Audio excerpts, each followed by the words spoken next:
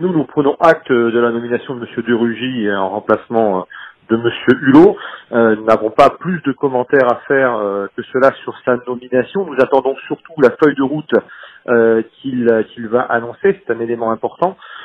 Deuxième élément important pour nous était de savoir ce qui allait se passer pour le ministère des Transports.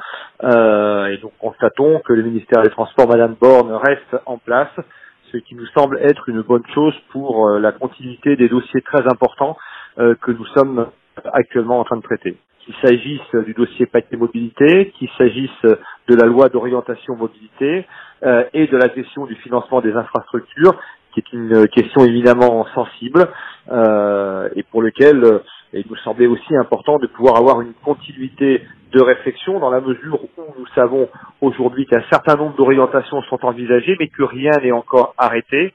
Il nous semble beaucoup plus logique et beaucoup plus simple, même si les choses resteront certainement compliquées sur un certain nombre de sujets, de maintenir le dialogue avec le ministère des Transports qui n'a jamais été rompu et avec qui nous avons eu jusqu'à présent des échanges réguliers. Tout dépendra également de l'expression de Monsieur de Rugy.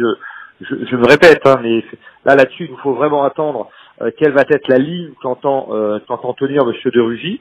Mais dans l'immédiat, notre interlocutrice